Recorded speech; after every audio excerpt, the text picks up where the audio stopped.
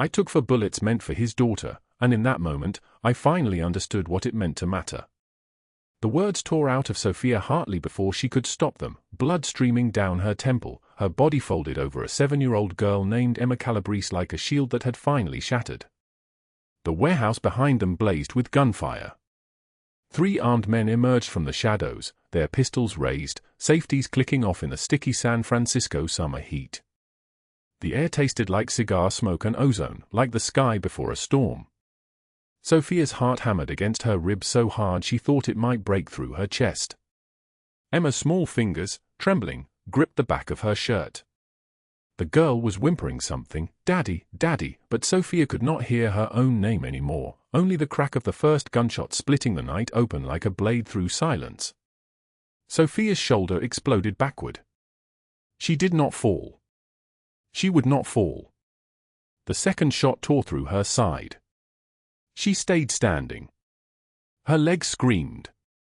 The third bullet caught her thigh, and only then did she drop to one knee, but she kept her body between the child and the men with hollow eyes and empty souls. The fourth shot grazed her skull, and finally the darkness rushed in.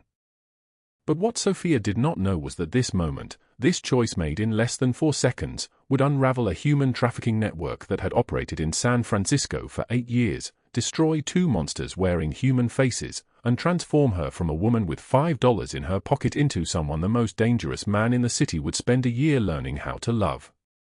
Giovanni Calabrese stood frozen 10 feet away, his hand halfway to his own weapon. His face had drained of all color.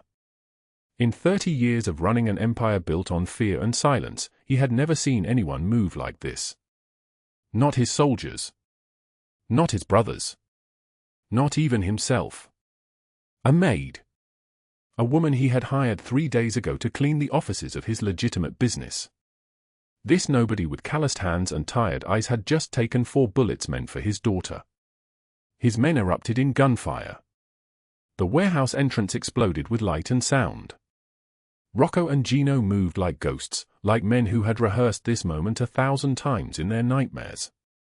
The 3 intruders collapsed, their weapons clattering against concrete. But Giovanni was not moving toward them. He was moving toward Sofia, dropping to his knees beside her, his expensive suit soaking through with her blood. Before we continue, drop a like if this story hits you. Share it with someone who needs to hear it and subscribe so you don't miss what's coming tomorrow. Now, let us go back to the beginning to understand how Sofia Hartley ended up lying in a pool of her own blood, protecting a stranger's child like that child was her own. 12 hours earlier. Sofia stood in her kitchen at 6:08 in the morning, counting 5 crumpled dollar bills on a counter so stained and chipped it looked like it belonged in a museum of poverty. $5. That was everything. The electricity bill would arrive today, and the eviction notice already waited in a drawer marked final notice in thick red letters that seemed to scream every time she opened it. Her children were still sleeping in the next room. Marco was 8. Lucia was 6.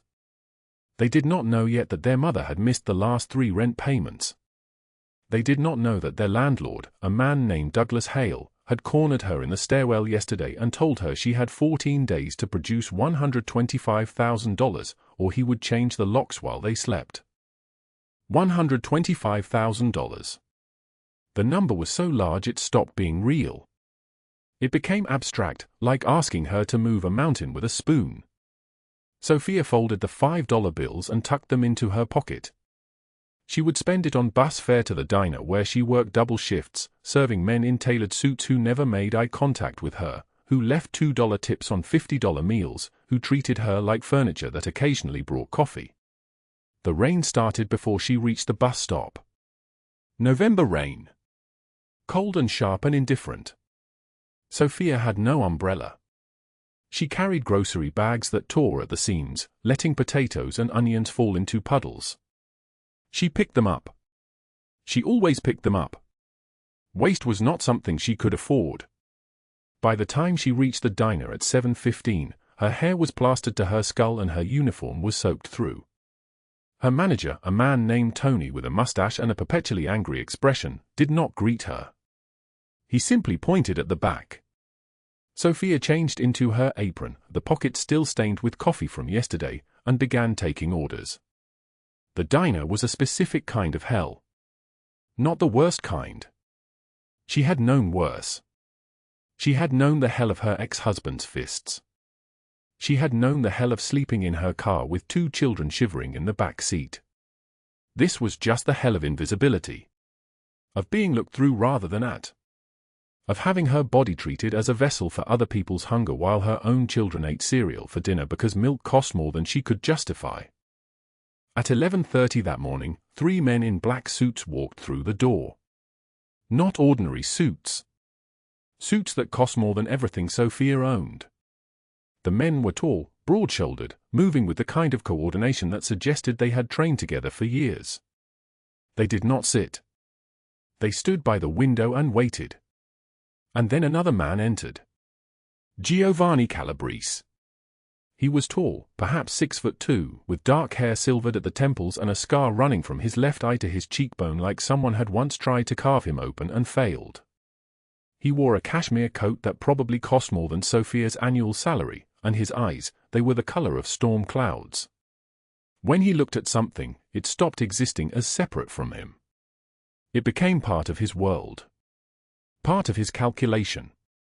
He looked directly at Sofia. She felt it like a physical blow.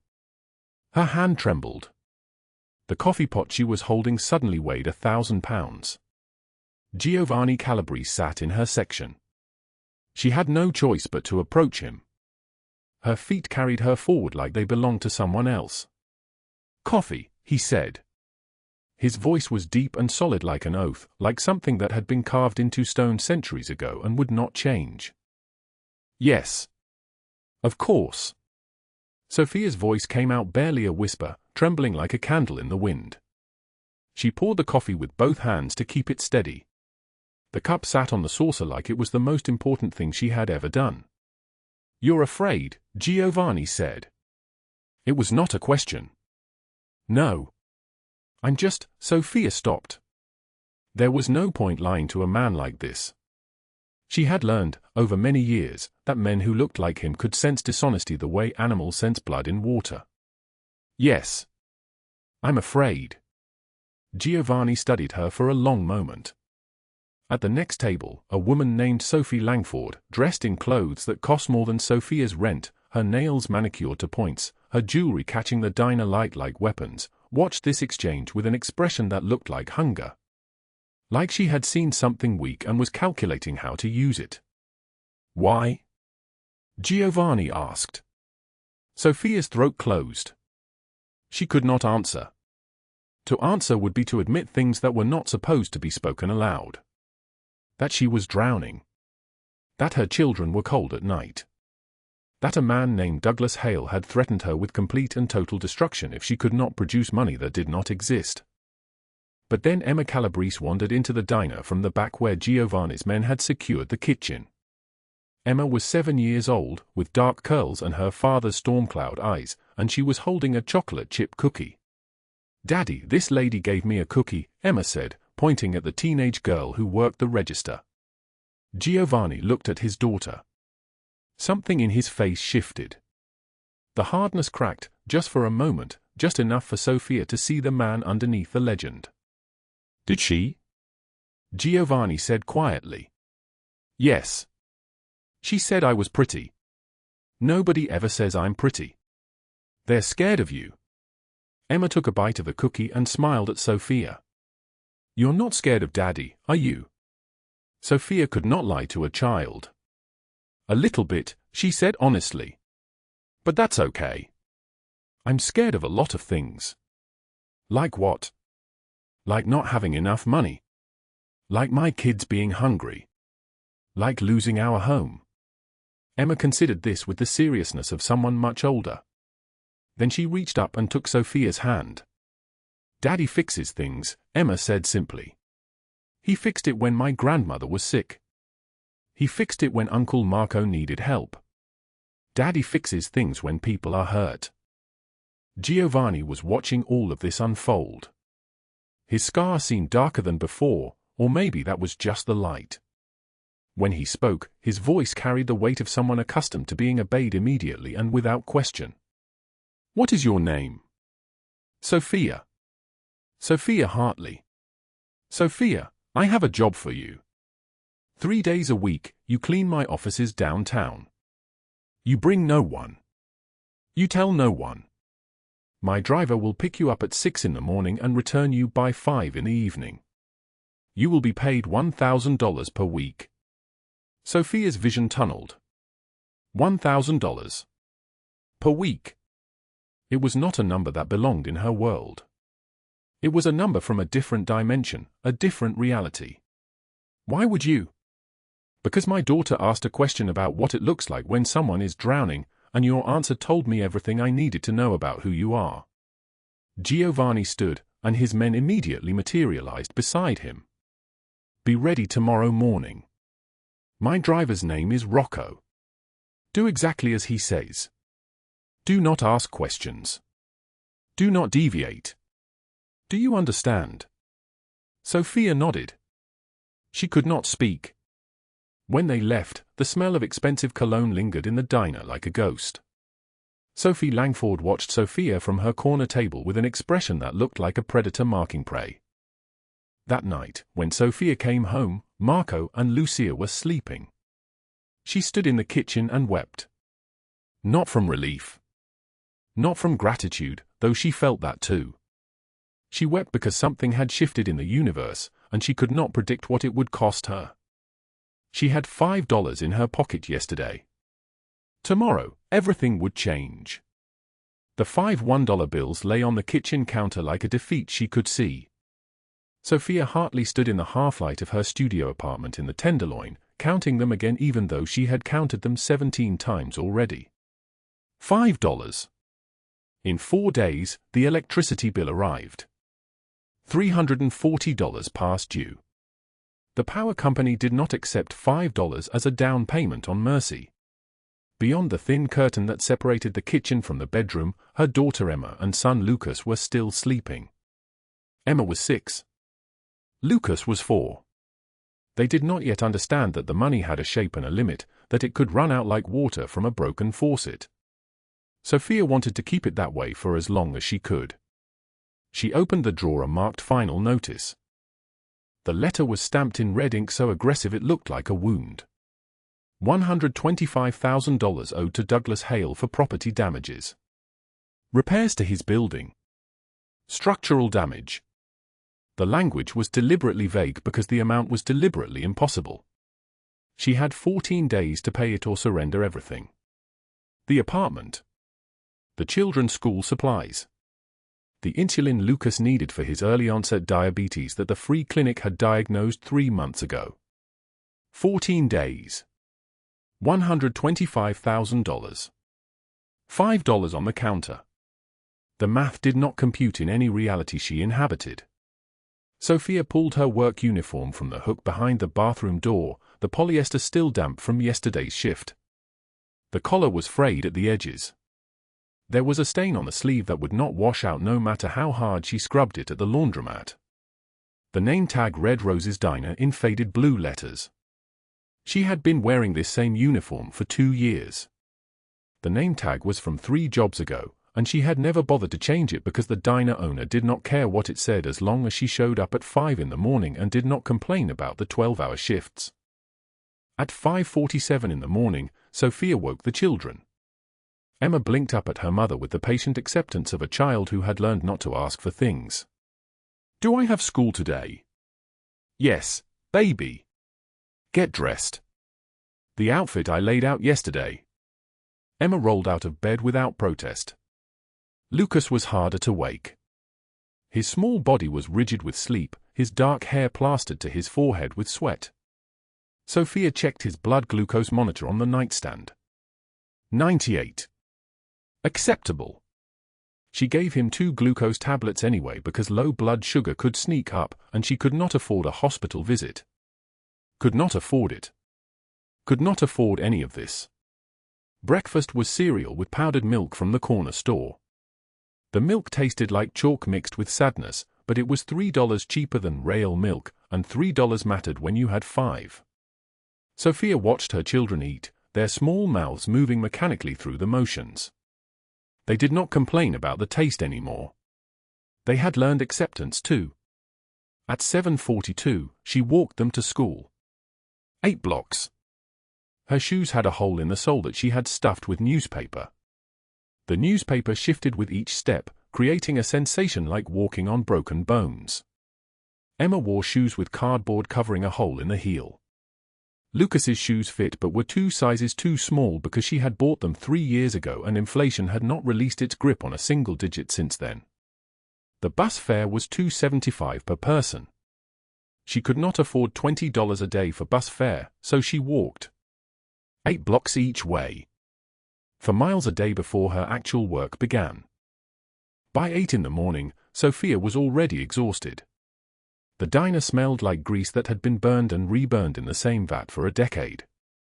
The lunch rush started at 11:30 and did not stop until 2, and then the dinner rush began at 5 and crushed everything until 10 at night. She worked both shifts. 11 hours.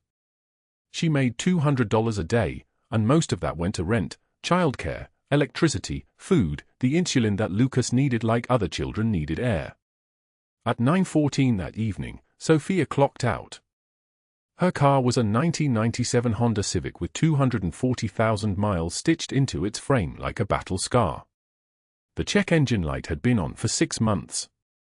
The air conditioning did not work. The brake pads were metal on metal screaming. But it was hers, purchased with 12 months of saved tips back when she still believed in the mathematics of survival. She drove toward home. The sky was already bruised purple and orange, that electric pressure before a thunderstorm breaks the world open. Summer heat had turned the air into a thick soup. Lightning cracked somewhere over the bay, close enough that she felt it in her teeth. The rain started suddenly. Not the small drops that polite rain makes, but sheets of water so thick that the windshield wipers could not move fast enough to create a window to see through. The highway was dissolving into a watercolor painting of red taillights and white headlights bleeding into each other. Sofia gripped the steering wheel with both hands, leaning forward to see even though there was nothing to see. The car shuddered. The engine made a sound like an animal choking on something caught in its throat. Smoke rose from under the hood. She pulled onto the shoulder, hand still locked on the wheel, and watched the engine die with a final wheeze. The radio cut to silence. The air conditioning, which had never worked anyway, gave a last pathetic rattling breath and stopped trying. Sofia sat in the darkness as the rain drummed on the roof like something trying to break in. No cell phone. The battery had died that morning, and charging cables were luxury items. No money for a tow truck. Roadside assistance was a concept from a different life. She opened the door and stepped out into the storm, and the rain was so cold and so heavy that it felt like the sky was drowning her. Highway 101 was a river of headlights moving east and west. Her car was a dark shape on the shoulder that no one was slowing down to examine. She stood beside it, drenched, shivering, her uniform plastered to her skin, and tried to think of what to do. Walk to the nearest exit. 2 miles. Find a gas station. Call someone. She had no one to call. Her mother was dead. Her sister had moved to Portland and changed her number. Sofia had co-workers at the diner but no friends. No one who would drive through a thunderstorm at 9:20 in the evening to rescue a waitress with $5 in her pocket. The headlights approached from behind her, and she did not look because headlights were just headlights. But then the sound changed. The sound of engines in formation. Multiple engines. Multiple vehicles. The kind of sound that does not belong on a highway shoulder at night. Sofia turned, and there were 5 black SUVs with tinted windows rolling slowly past her damaged car. They moved like sharks circling something wounded in the water. The lead vehicle stopped 10 yards ahead of her. The window rolled down with the mechanical precision of something designed by people who could afford precision. Sofia could not see the driver. The window was dark-tinted, and the rain made everything darker. But she could see the shape of a man's head. Broad shoulders. And then the window descended further, and she saw a face. He was older, perhaps early 50s, with dark hair that had silvered at the temples like someone had run metallic paint along the edges of his skull. His skin was olive-toned, his jaw sharp enough to cut glass, and his eyes were the color of storm clouds moving across a winter sky.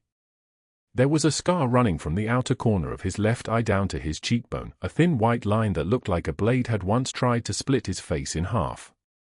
He was wearing a white silk shirt open at the collar, and beneath it she could see the suggestion of a muscular chest. On his left wrist was a gold watch that probably cost more than her annual salary. On his right hand, 3 silver rings caught the reflection of the highway lights. When he spoke, his voice was deep and solid like an oath made by something that could not be broken. "Your car is broken." It was not a question. Sofia tried to speak, but her throat had closed. The rain was running down her face and into her eyes, and she could not quite believe that this man was real or that the 5 SUVs behind him were real or that any of this was actually happening and not some hallucination brought on by exhaustion and desperation and years of breathing air that tasted like fear. "Yes," she managed. "It died. Get in." Sofia did not move. She was not stupid. She had learned young that men who drove black SUVs with tinted windows and wore gold watches and spoke in voices like oath-taking were not the kind of men who stopped to help strangers on rainy highways out of the goodness of hearts that probably did not contain any goodness at all. The man leaned back slightly, and she could see his eyes more clearly now. They were not cruel. They were something more dangerous than cruelty. They were empty of feeling, like the eyes of someone who had seen enough suffering that other people's pain had become merely information to be processed and filed away. "I am not asking twice." Behind him, the windows of the other 4 SUVs began to roll down. Sofia could see men in dark suits, and their eyes were all fixed on her with the same patient attention. They were waiting for her to refuse so they could move forward with whatever came next when someone refused a man in a white silk shirt with a scar running down his face. She walked to the SUV.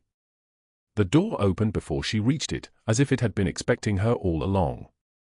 She climbed inside, and the leather seat was so soft that it felt like sinking into the hand of something that could crush her. The man did not look at her.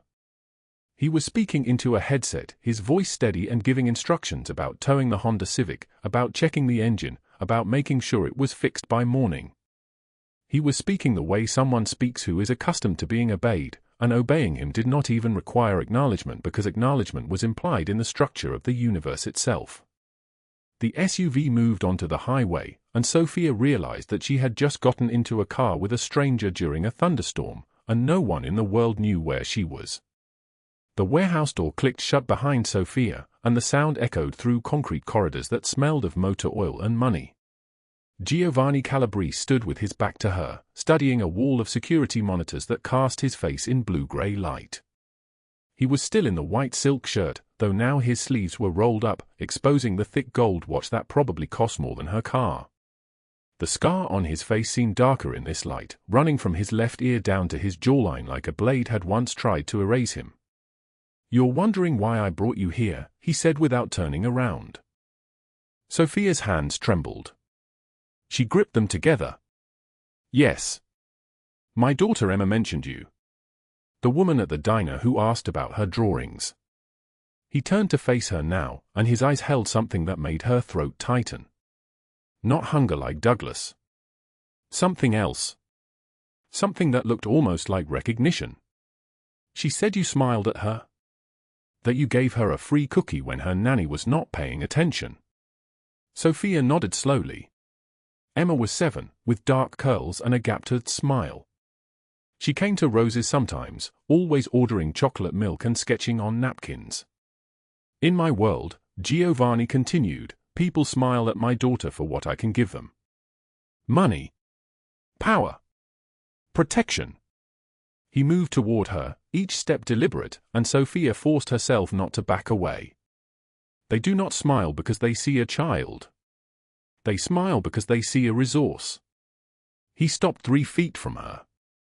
"You smiled at her like she was a person." "She is a person," Sofia whispered. Something flickered across his face. "Yes. She is." He gestured to a leather chair across from a mahogany desk. "Sit." Sofia Saturday. The chair was so expensive it felt obscene against her diner uniform. I need someone, Giovanni said, settling into the chair opposite hers. Someone I can trust. The people in my organization, they have become unreliable. 2 months ago, my accountant stole $400,000 and disappeared into Mexico. Before that, my own brother sold family information to our enemies.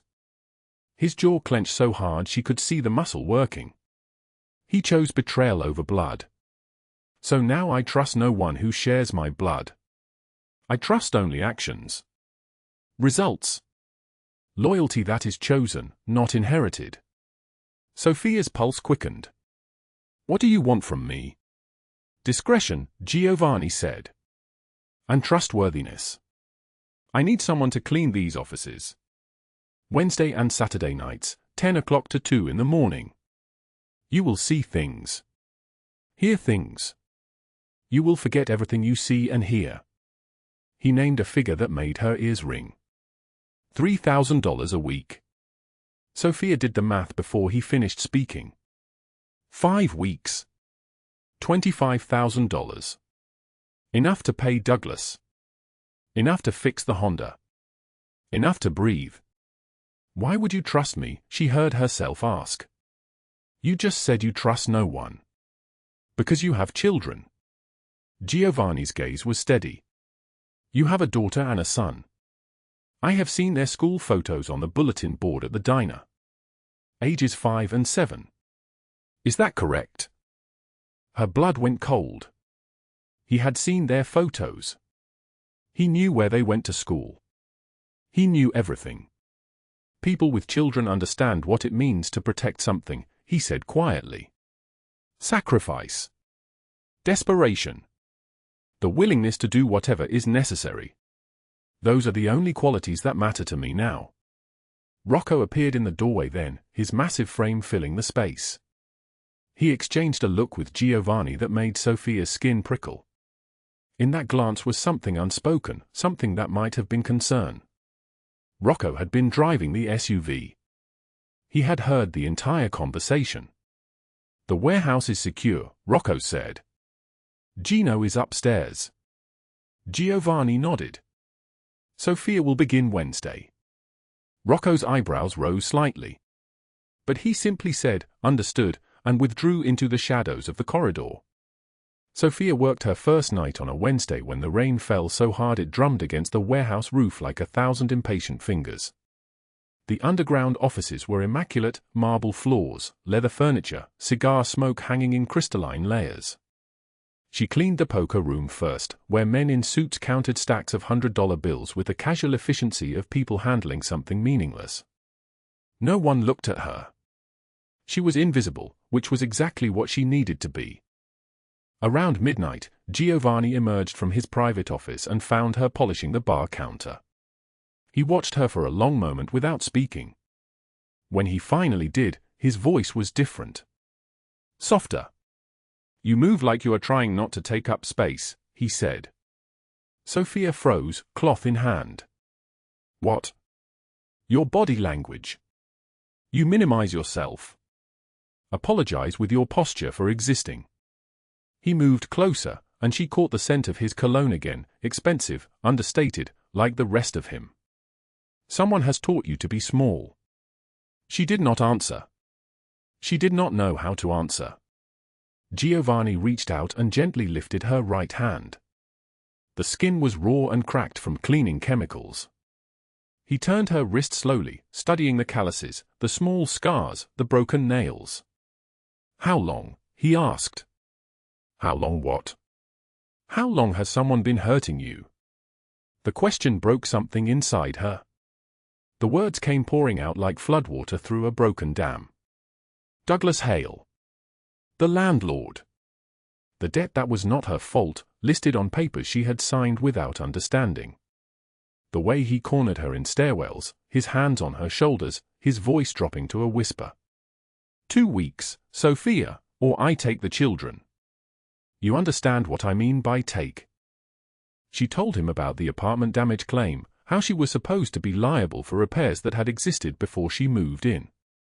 How the debt grew every month with mysterious fees and penalties. How Douglas smiled when she cried, a smile like a shark recognizing blood in the water. "He has not yet touched you," Giovanni said. "Not a question." "Not yet," Sofia whispered. "But I feel him getting closer. I feel the moment coming." Giovanni released her wrist and stepped back. His expression had transformed into something that frightened her more than anger. It was the look of someone calculating. "How much does he claim you owe?" $125,000. Giovanni closed his eyes. When he opened them again, they were flat and empty.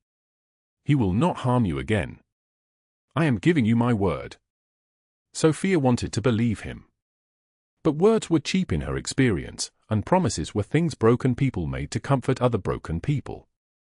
The next morning, she learned that a car had struck Douglas Hale as he walked to his office in downtown San Francisco. The impact had shattered his leg in 3 places. The newspapers reported it as a random hit and run. No witnesses. No surveillance footage that mattered. The man who had hit him had been driving a stolen vehicle with plates that were never traced. Sofia read about it at the diner, her hand shaking as she held the newspaper. Then, Friday night, Douglas appeared at the back entrance where she was taking out the trash. He moved differently now, favoring his left leg, pain etched into every line of his face. But his eyes were still predatory. "You thought you could hide from me," he hissed, grabbing her wrist. "You think I do not know what you did?" "I did nothing," Sofia said, but her voice was trembling. "You went to him. That Mafia bastard. You told him about me." Douglas slammed her against the metal dumpster. The impact drove the air from her lungs. His hand found her throat. "Big mistake, Sofia. Very big mistake." He hit her then. Once in the ribs. Once across the face. She tasted copper. The rain started, mixing with the blood running from her nose. 2 weeks is still the deadline, he said, dropping her to the wet pavement. "And now you have made him a target. When I am done with you, I will be done with him too." He walked away, limping, disappearing into the rain. Sofia lay there in the alley, breathing in short gasps that sent pain through her entire body. She had made a terrible mistake. She had put them all in danger, Giovanni, his daughter, everyone connected to him. Douglas Hale was not a small man. He was connected to people who understood violence the way other people understood language. Inside the diner, through the back window, she could see her co-workers moving through their routines, unaware that her life was collapsing again, falling into a deeper darkness than before. She pulled herself up, gripping the edge of the dumpster, and looked at her reflection in the metal surface. Her face was swelling. Her uniform was torn. She was nobody. That had always been true. But now her nothingness had consequences. Now it was going to get people killed. Sofia's eye was closing. The swelling moved across her face like a dark tide, stealing her vision in slow motion. She could see the poker room through a narrow slit, Giovanni at the table, his men frozen mid-conversation, cards forgotten. She should not have come. Every instinct screamed at her to leave, to disappear into the San Francisco night and never surface again. But she needed the money. $3,000. That was her entire survival next week. She stood in the doorway of the underground room, rain dripping from her torn uniform onto the expensive tile floor. The sound echoed, drip, drip, drip, like a countdown. Giovanni turned. His eyes moved across her face, cataloguing the damage with the precision of a man trained to read violence. His body went absolutely still. Around him, Rocco and Gino shifted, hands instinctively moving toward their jackets. The other players at the table stood without being asked. Silence swallowed the room like a living thing. "Sofia." Giovanni crossed the space between them in 4 strides. His hand came up, not to touch her but to hover near her damaged face, as if proximity to her pain might transfer it to himself. "Who did this?" It was not a question. It was a statement, a death sentence waiting for a name. She could not answer. Her throat was bruised purple, marked with the shape of Douglas Hale's fingers like a brand burned into her skin. Opening her mouth sent lightning through her ribs where his fists had landed. "Daddy!" Emma's voice cut through the silence. The girl ran from the office, her small frame moving fast, and stopped when she saw Sofia. Her face crumpled. "That's the bad man. The one who hurt her before. I told you, Daddy. I told you he was coming." Giovanni's hands curled into fists. The movement was slow, deliberate, like a predator tightening its grip before the kill. "Sofia," he said, his voice deadly calm, the kind of calm that preceded terrible things. "Give me his name." She whispered it, "Douglas Hale." The room erupted. Men reached for phones. Giovanni raised his hand and the movement stopped everything. He made one call, his voice steady as a heartbeat. 3 words spoken into the receiver: "Find him." Everything. He hung up. The phone returned to his pocket. Then he turned to Sofia and said, "You're going to my apartment. Rocco will drive you. You will not work tonight. You will not work until I tell you that you can." He looked at Emma. "Come here, Bella." Emma moved into his arms without hesitation. Giovanni held her small body against his chest and looked at Sofia over the top of her head. "No one marks what belongs to this family. No one. Do you understand me?" Sofia understood. What she did not understand was why a man like Giovanni Calabrese, a man whose name appeared in federal crime reports, a man whose power was measured in violence and fear, would look at her the way he was looking at her now. Like she mattered. Like her pain mattered. An hour later, Sofia sat on the marble edge of Giovanni's bathroom sink, trying to clean blood from her face with wet paper towels. The cold water stung her split lip. She looked at herself in the mirror, one eye purple and swollen nearly shut, bruises blooming across her cheekbone like flowers growing in poisoned soil, her throat marked with Douglas's fingers. The doubt came like a physical thing. What am I doing here? This is not my world. I am just a maid, just a woman with 2 children and nothing to her name. I should disappear before I get them killed. Before I get Giovanni killed. She could run. Take Emma and Lucas and vanish into another city. Become invisible again. It would be safer. Better. Her phone buzzed. A text from her neighbor with a photo attached. Emma's drawing, done in colored pencil on the back of a grocery receipt. A stick figure with red hair labeled Mommy the Brave. Underneath in careful letters, the girl had written, "She is not scared." Sofia's hands shook as she looked at that drawing. Emma, 6 years old, believed her mother was brave. Emma thought courage was something Sofia possessed. She would not run. Sunday morning came with rain and pre-dawn darkness. At 5:43 a.m., 12 federal agents in tactical gear moved through the San Francisco waterfront. Their vests read FBI in white block letters. Flashlights cut through the dark as they approached Douglas Hale's warehouse, a converted factory building that smelled like rust and desperation. They had been tracking him for 18 months. 37 women found in the system. Visa fraud. Kidnapping. Assault. Human trafficking networks that stretched from San Francisco to Los Angeles to San Diego. But they had been missing the final pieces. The connections. The money trails. The names of the men who protected him. Giovanni's information had completed the puzzle. The first agents did not knock. They breached the door with a battering ram that shattered the frame into splinters. Flashbangs exploded in controlled bursts. Men in tactical gear moved through the building like a choreographed nightmare, calling clear rooms, securing hallways.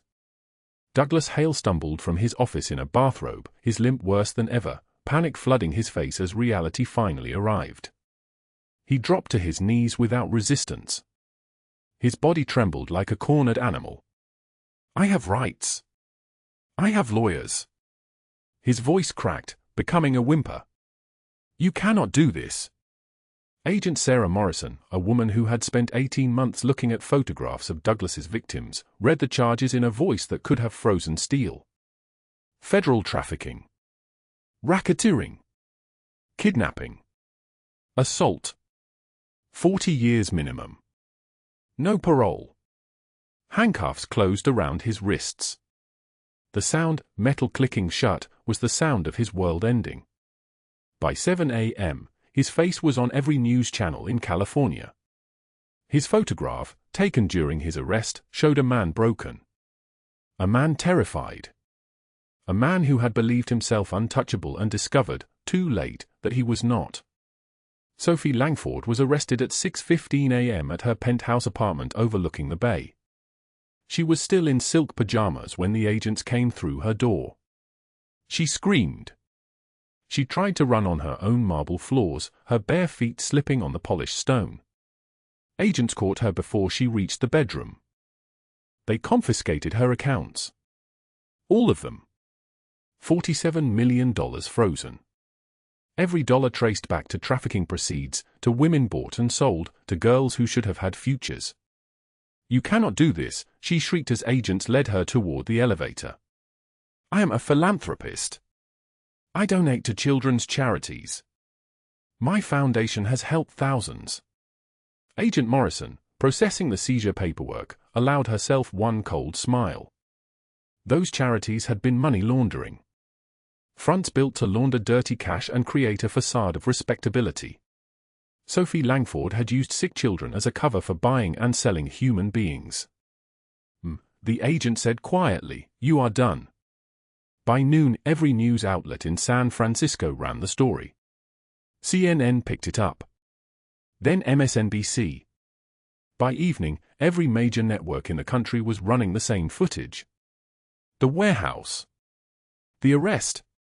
Douglas Hale's face, broken and terrified, being led from his place of power into federal custody.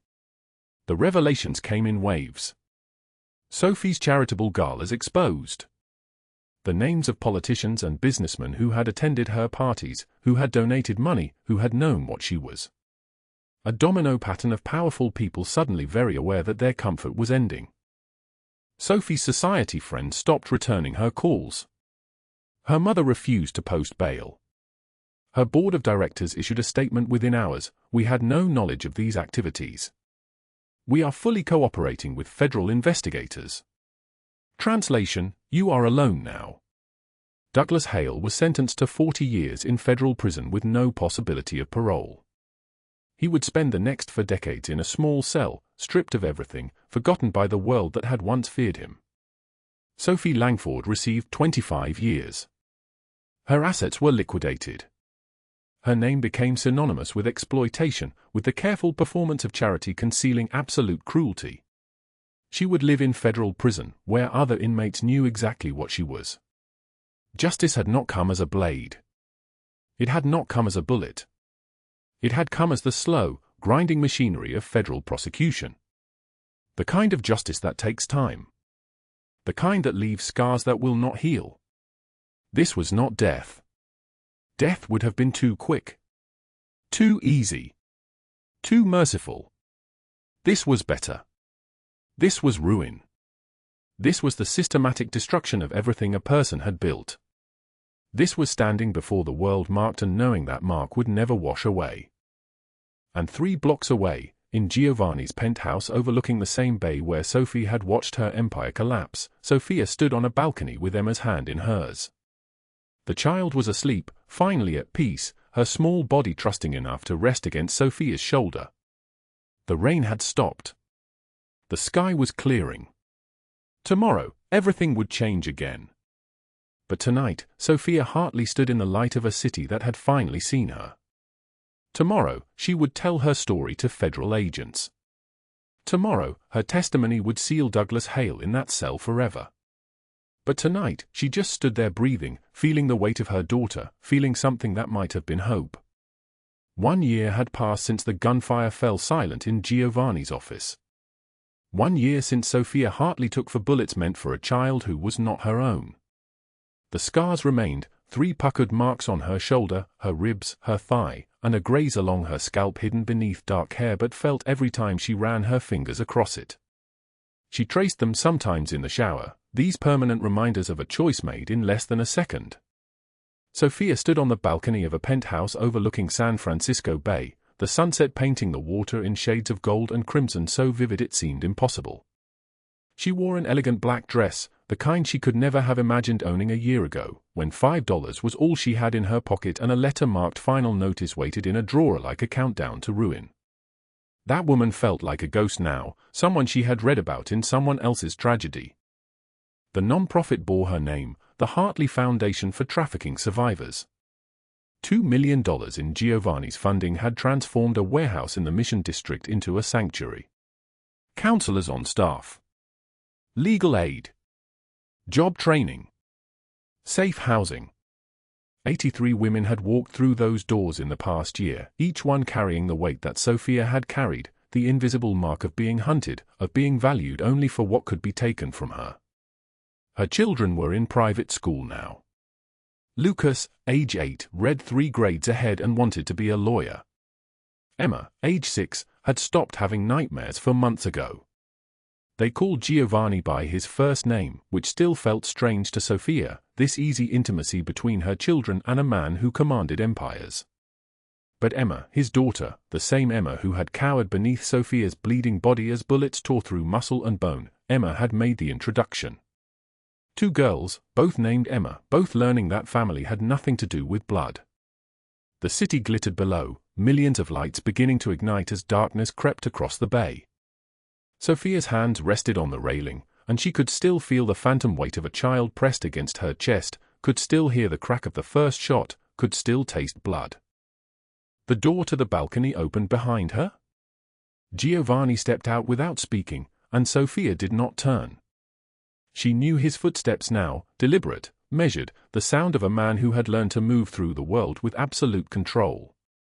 He wore an open-collar white shirt despite the October chill, revealing the chain at his neck and the scar that ran from his left eye to his jawline, a map of violence endured and survived. He stood beside her in silence, both of them watching the city they had both conquered in different ways.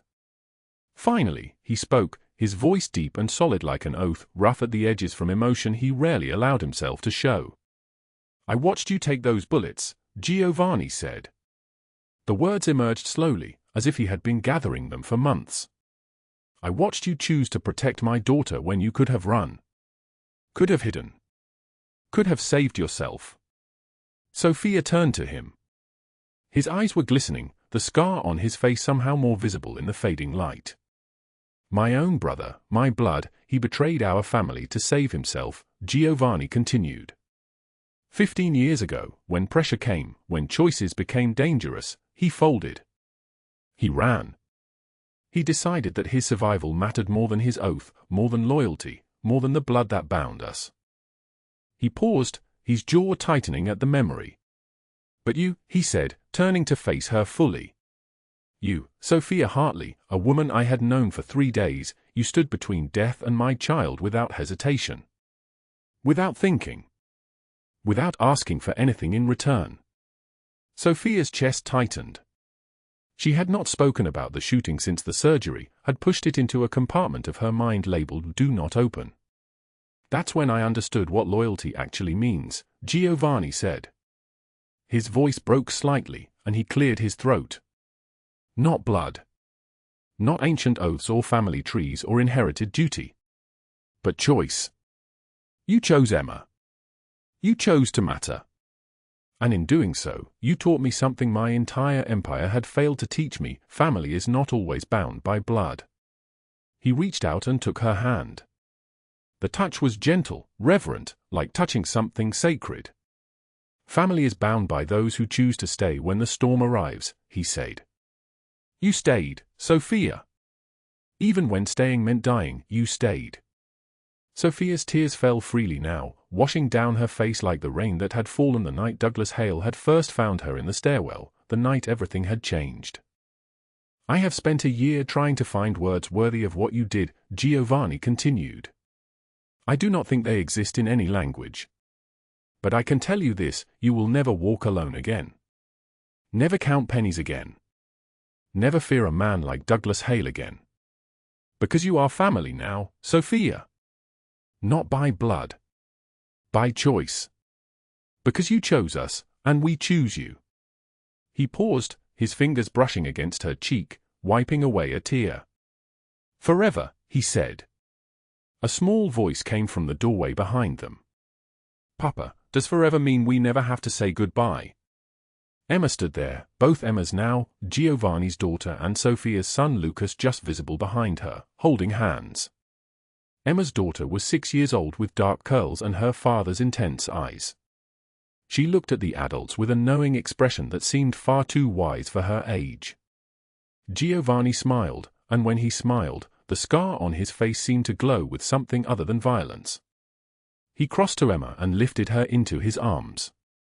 Forever means we stay together, he said. No matter what comes, no matter how dark the night gets, we stay together. Emma nodded seriously, as if this was information she had needed confirmed. She looked at Sofia over Giovanni's shoulder. Vivi said you get scared sometimes. At night. She said you listen for the sirens. Sofia felt her throat tighten. Emma, her Lucas, must have shared this with Giovanni's daughter. Children spoke truths that adults buried. Sometimes, Sofia admitted. But you know what I realized. Emma shook her head. The sirens mean help is coming. The sirens mean someone heard the cry, and someone is rushing to answer it. I do not have to be afraid of the sirens anymore, because the sirens are not my enemy. They are my proof that I am not alone. Emma considered this with the solemnity of childhood logic. She wiggled to be let down, and Giovanni set her on her feet. She walked over to Sofia and took her hand without speaking, her small fingers wrapping around Sofia's palm with absolute trust. The four of them stood together on the balcony as night fell completely over San Francisco. Below, the city hummed with 10 million stories, people rushing toward safety, toward danger, toward the unknown. But here, high above the streets where Sofia had once counted pennies and feared every shadow, a family stood together. Not bound by blood. Bound by bullets. By choice. By loyalty proven when it mattered most. Emma, the small one, leaned her head against Sofia's leg and closed her eyes. Lucas appeared in the doorway, hesitant, and Giovanni gestured him forward. The boy came, and Giovanni's hand settled on his shoulder with surprising gentleness from a man whose hands had built empires through violence. You took bullets for my sister, Lucas said quietly. It was not a question. Yes, Sofia said. Why? Because she was scared, and because you do not let people you love stay scared if you can help it. Lucas nodded, accepting this logic the way children did when it came from someone who had earned the right to speak truth. He leaned against Giovanni's other side, and the four of them stood in the gathering darkness, the city lights below them like 1,000 tiny promises that the night always ends. Would you take a bullet for someone you barely knew? The question hung in the air, unspoken but present. Sofia already knew her answer. She had written it in scars and blood and the weight of a child pressed against her chest while gunfire screamed through the silence. If this story moved you, if it changed how you see loyalty and family and the kinds of courage that go unseen, share it with someone who needs to understand. Hit subscribe because tomorrow we bring you another story that will shake the foundations of everything you thought you knew about love, about sacrifice, about what it means to matter. Drop a comment and tell us, would you take a bullet for someone you barely knew? Your answer might surprise you. Thank you for staying with us until the very end. No matter how hard life gets, remember that after the rain, the sky clears. We will see you again in the next video. Goodbye.